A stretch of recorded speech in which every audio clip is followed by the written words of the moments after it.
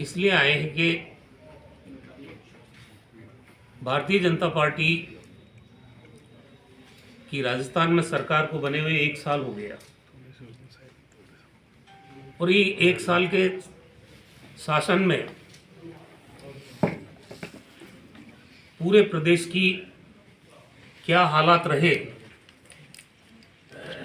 हम विपक्ष में जरूर हैं, लेकिन ये लोकतंत्र का तकाजा है कि सरकार अगर जश्न मनाए तो हमारा ये फर्ज बनता है कि हम उस पर सवाल खड़ा करें कि आप किस बात का जश्न मना रहे हो। आपको लेखा जोखा जनता की अदालत में देना चाहिए। राजस्थान की जनता को जो वायदे करके आप सत्ता में आए, उन वायदों पर कितना % आपने काम किया, और परसेंटेज बताने से काम नहीं चलेगा, आपको बताना पड़ेगा। क्योंकि कांग्रेस में एक परंपरा हमने डाली थी 1998 के बाद में, इलेक्शन मैनिफेस्टो जो पहले पॉलिटिकल पार्टी चुनाव के समय जारी करती थी और चुनाव खत्म होने के बाद उसको रद्दी की टोकरी में डाल दिया करती थी। ये पहली शुरुआत की थी अशोक गहलोत जी ने, जब 1998 में सरकार बनी कांग्रेस की। हमने हमारा मैनिफेस्टो चीफ सेक्रेटरी को दिया, ये हमारी गवर्नेंस का आधार होगा, और न केवल हमारा आधार रहा, हमने उसमें हर साल प्रगति से प्रदेश की जनता को बिंदुवार अवगत भी कराया। और ये सिलसिला फिर हमारा 2008 से 13 में भी रहा और 2018 से 23 में भी रहा। और हमारी कांग्रेस पार्टी की अध्यक्ष सोनिया गांधी जी बाकायदा AICC के द्वारा हमारे सीनियर लीडर्स की एक टीम बना के हर राज्य में जहाँ जहाँ कांग्रेस की सरकारें थी उनको भेजा करते थे। मैं एज मिनिस्टर, हेल्थ मिनिस्टर था मैं पिछली सरकार में, हमारा हर साल हम ब्यौरा देते थे उस कमेटी को कि भाई हमारे डिपार्टमेंट में राजस्थान में क्या उपलब्धियां हासिल हुई और क्या कमियां रह गई है जिनको हम कितने दिनों में पूरा करेंगे, कौन सी चीज़ें पाइपलाइन में। आज दुर्भाग्य की बात यह है कि प्रधानमंत्री जी 1 वीक में 2 बार आ गए राजस्थान में। जो इन्होंने वायदे किए थे चुनाव से पहले, उन वायदों के बारे में कोई बात नहीं है। राइजिंग राजस्थान अच्छी बात है, करें राइजिंग राजस्थान, राजस्थान में इन्वेस्टमेंट आए, हम लोग सब खुश होंगे इस बात से, क्योंकि ये प्रदेश हमारा है और इसमें कोई राजनीतिक बात हम करते भी नहीं। लेकिन ये अटेम्प्ट किसने नहीं किया?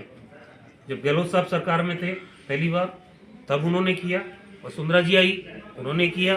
फिर हमारी सरकार बनी, हमने किया। और पिछली सरकार में भी हुआ ये सब। हर बार आंकड़े बढ़ते गए MOU के, इतने लाख करोड़ का MOU हुआ, इतने लाख करोड़ का MOU हुआ। अब की बार इन्होंने आंकड़ा बताया कि 34 या 35 लाख करोड़ के MOU हुए। अच्छी बात है, लेकिन धरातल पे कैसे उतरेंगे? क्योंकि फिल्म सिटी के नाम पे एक बार कोई MOU कर गया था और उसने जमीन, बहुत सारी जमीन उसको देने का प्रॉमिस कर दिया सरकार ने। वो प्रॉपर्टी डीलर के पास पहुंच गया बाद में, कुछ दिनों बाद। ये था भी ये जमीन बेचनी है, इसके प्लॉट काट के। तो ये कहीं जमीनें लेने के चक्कर में तो लोग नहीं आ रहे। MOU आज मेरी हैसियत 5 लाख की नहीं है और मैं 15,000 करोड़ का MOU कर रहा हूं, तो हमारे कांग्रेस के नेताओं पे तो ED, इनकम टैक्स और CBI आ जाती है। पर ये MOU करने वालों की फाइनेंशियल हैसियत क्या है? 35 लाख करोड़ का जो जो जो दावा कर रहे हैं, आपने जिलेवार और बाहर से जो इन्वेस्टर आए जिनके साथ MOU किया, आप उस पर व्हाइट पेपर क्यों नहीं जारी करते?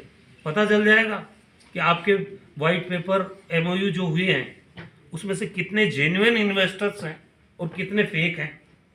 इस तरह से लोगों को आप अंधेरे में रख के, असल क्या है, आज दुर्भाग्य इस बात का कि देश की संसद चल नहीं पा रही है। अडानी के मुद्दे पर जिसने पूरे देश के एयरपोर्ट ले लिए, रेल देने की तैयारी हो रही है। जितने पब्लिक सेक्टर अंडरटेकिंग हमारे हैं उनको एक एक करके आप उनके हाथों में सौंपते जा रहे हो। कर्जे उनके लाखों करोड़ के माफ़ कर रहे हो। सब तरह से आप एक व्यक्ति के हाथ में अगर देश के संसाधन सौंपोगे और उसके ऊपर मुद्दा अगर बात करना चाहे विपक्ष, तो आप उस पर चर्चा नहीं करना चाहते हो। आज हालात ये है कि देश का गृह मंत्री डॉक्टर भीमराव अंबेडकर के बारे में जिस तरह की उन्होंने टिप्पणी की, वो टिप्पणी शर्मनाक है, निंदनीय है। और जो संविधान खतरे में की बात राहुल गांधी जी कर रहे हैं, ये उन्होंने चरितार्थ करके दिखा दी कि वास्तव में जब अंबेडकर जी के, आप कह रहे हो कि अंबेडकर का नाम ले रहे हो, इतना नाम अगर आप भगवान का लेते तो आप स्वर्ग में चले जाते। फिर बीजेपी में मोदी का नाम ले रहे हैं लोग, आप भगवान का नाम क्यों नहीं लेते हो? फिर अगर आप भगवान का नाम लोगे सही मायने में मोदी की जगह, तो आपका भी स्वर्ग सुनिश्चित है। ये सब बातें जब हो चुकी संसद के अंदर और उनको लगा कि ये ब्लंडर हो गया, बजाय देश से माफी मांगने के, बजाय इस्तीफा देने के, आप गेट पे सांसदों को रोक रहे हो, तो झूठी पट्टियां बांध के ड्रामा कर रहे हो, नेता प्रतिपक्ष के खिलाफ मुकदमे दर्ज कर रहे हो। इससे शर्मनाक वाकया देश के लोकतंत्र में आज तक कभी नहीं हुआ।